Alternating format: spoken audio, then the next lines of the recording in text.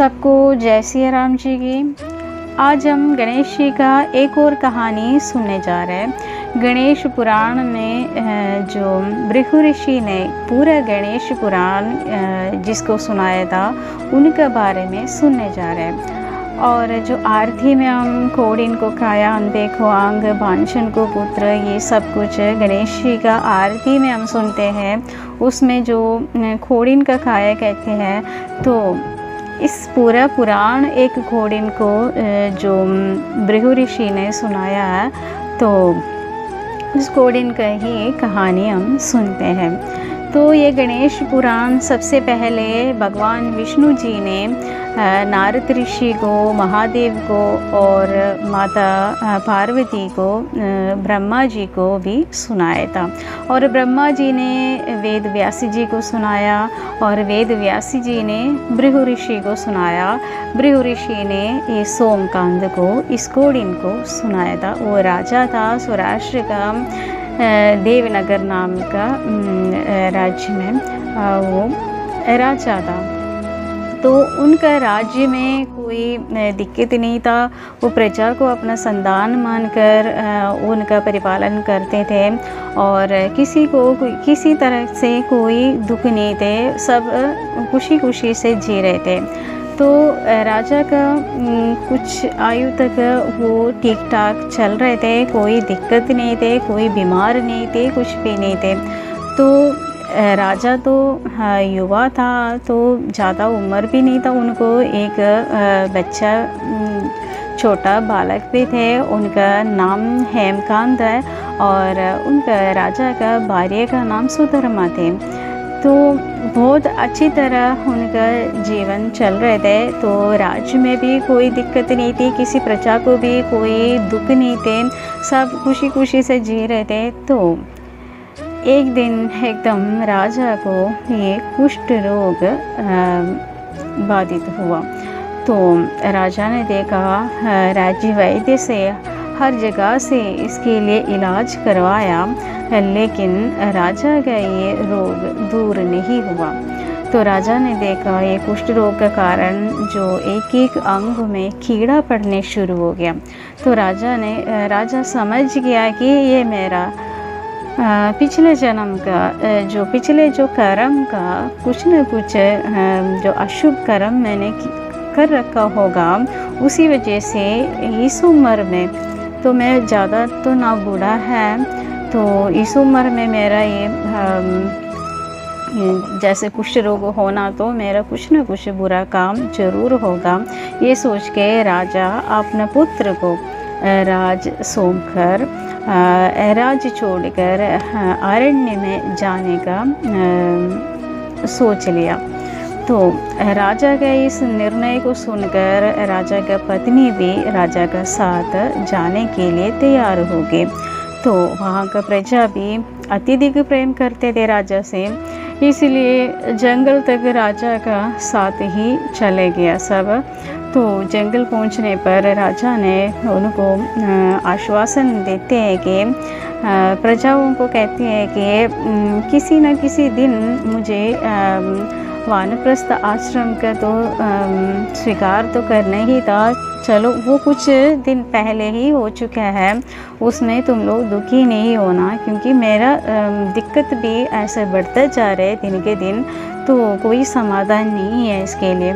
और अपने पुत्र को, अपने मंत्रीगण को वो सबको समझाते हैं कि राजपाट अच्छी तरह करना, वानप्रस्थ आश्रम में तो मुझे जाना ही था, वो बुढ़ापे में तो जाना ही था, तो मैं इस उम्र में जा रहे। तो ये काल का जो काल चक्र जो चलता है, उसका विधि का विधान के हिसाब से हमने चलना पड़ते हैं।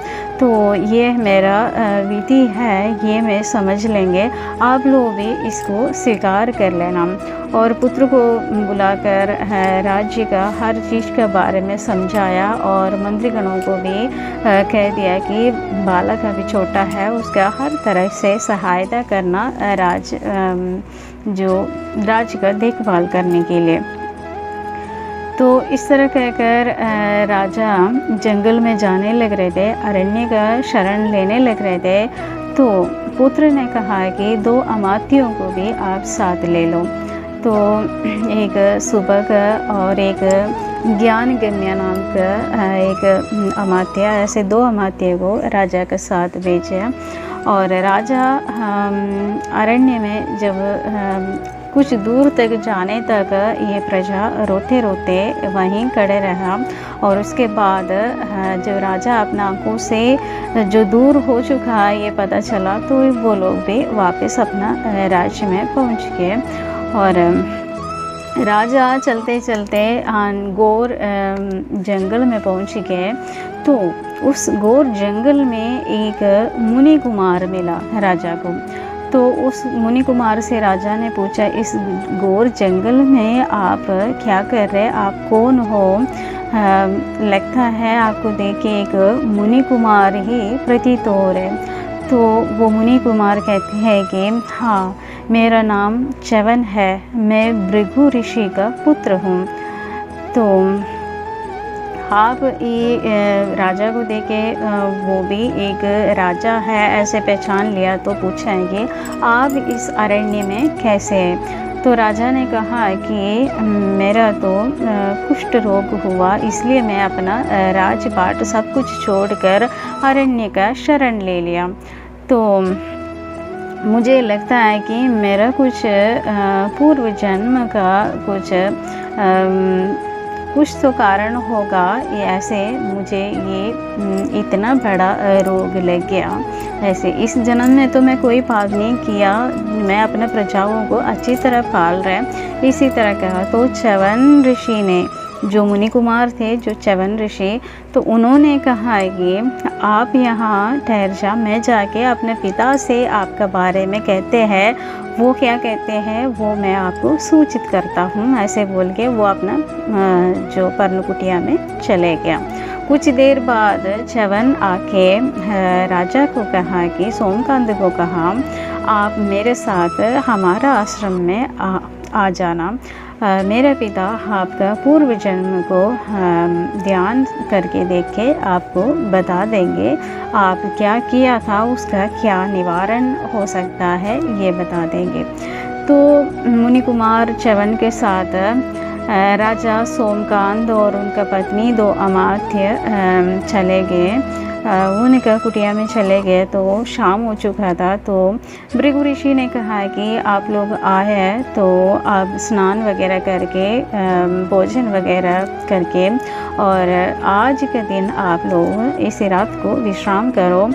कल मैं तुम्हें बता दूंगा तुम पिछले जन्म में क्या था, तुम्हारे से क्या गलती हुआ था, तुम्हारे इस रोग का क्या कारण है, सब कुछ मैं कल तुम्हें बता दूंगा कहा। अगले दिन सुबह सुबह सबको जानने के लिए ज़्यादा उत्सुक था सब। सुबह उठकर स्नान आदि नित्य कर्म करके उसे निवृत्त होके भृगु ऋषि के पास जाके उनका सेवा करने लग गया।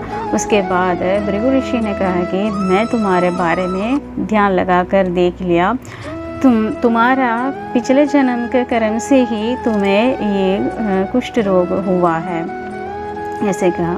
तो राजा पूछते ही पिछले जन्म में मैं कौन थे, तो मेरे से इतना बड़ा पाप ऐसे क्या लगा था, ऐसे पूछते। तो भृगु ऋषि कहते हैं पिछले जन्म में तुम एक वैश्य थे, तो एक वैश्य का पुत्र था, तुम्हारा नाम तो कामत थे, तुम्हारा माता सुशीला थे, तो तुम्हारा पत्नी उडुम्बिनी थी।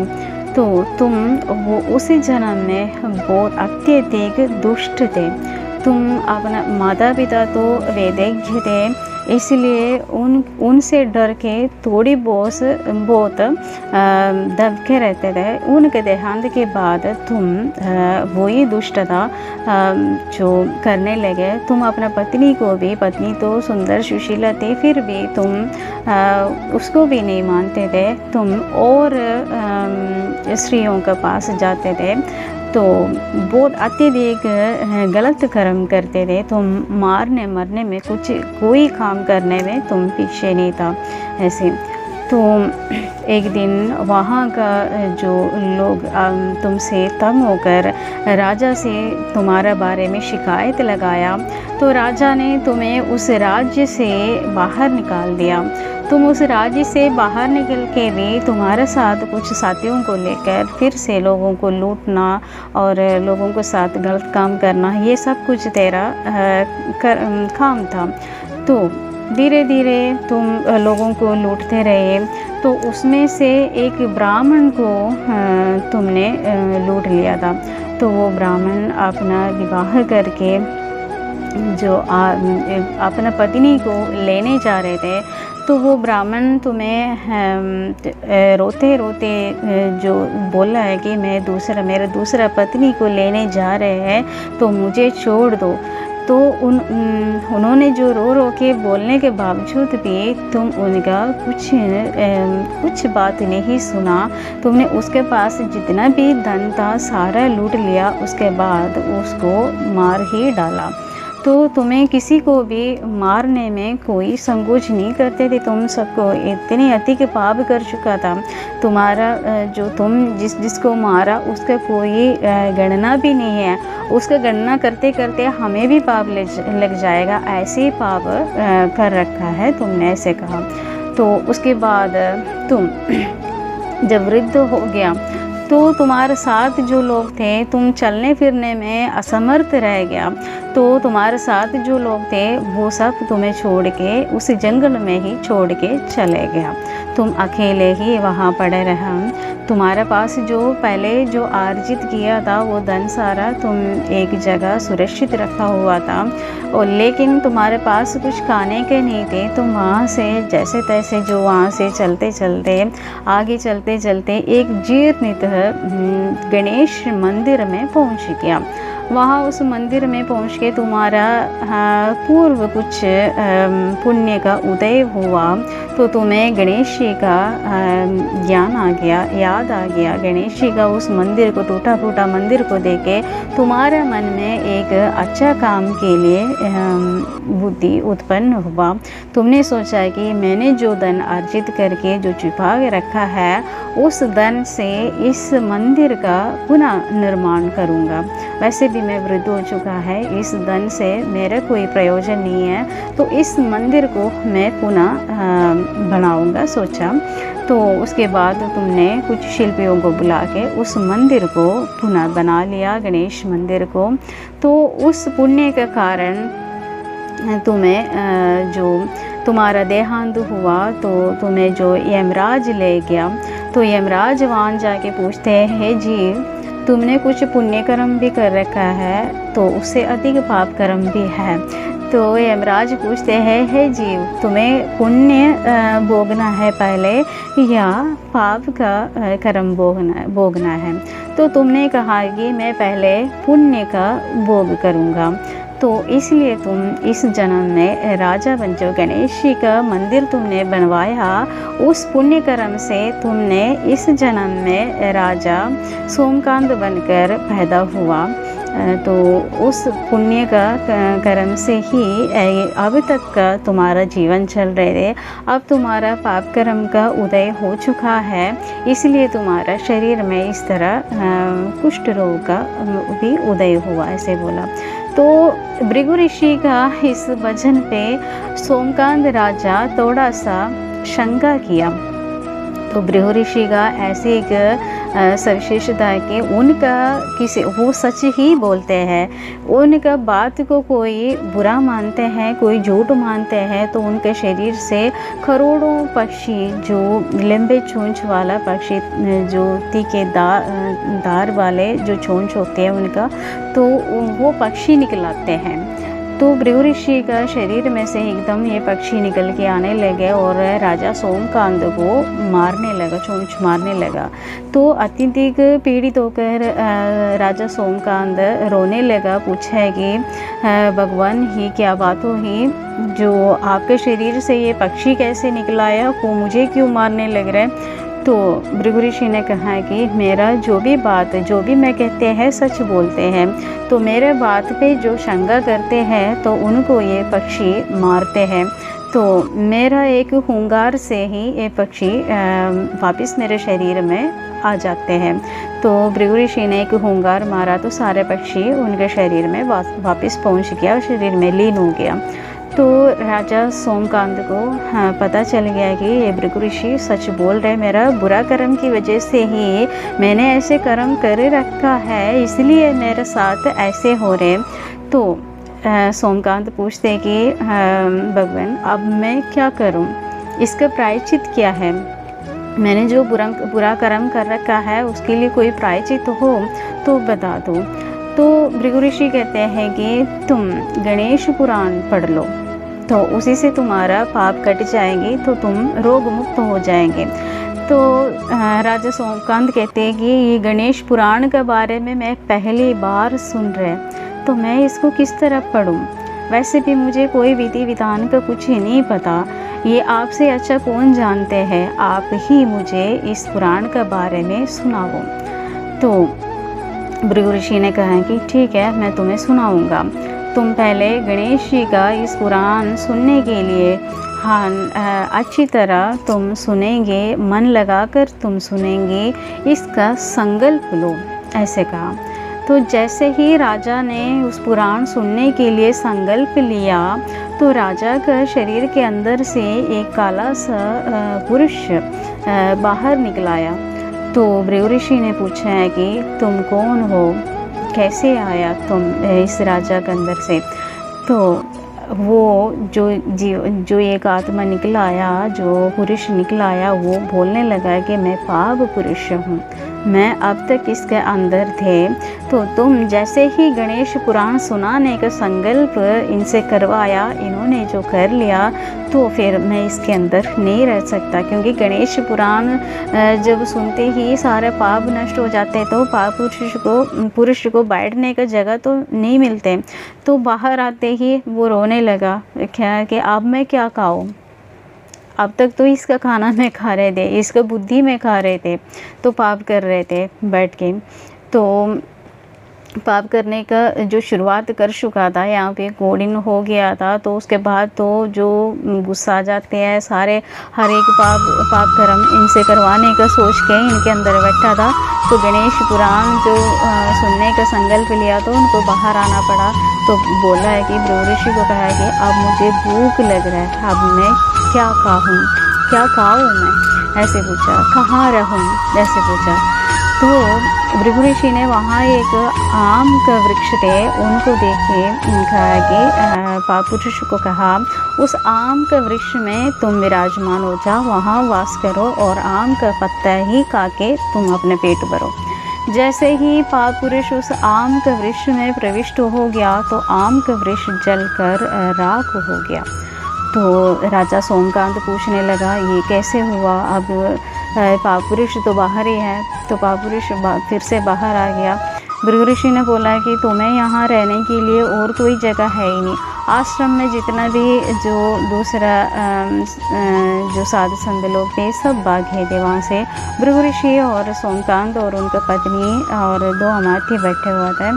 तो यहाँ पे ये लोग तो गणेश पुराण सुनने के लिए तैयार हुए बैठा है, इनका अंदर तो बढ़ ही नहीं सकते। तो पाप पुरुष अपने आप अंदर ज्ञान हो गया वहाँ से।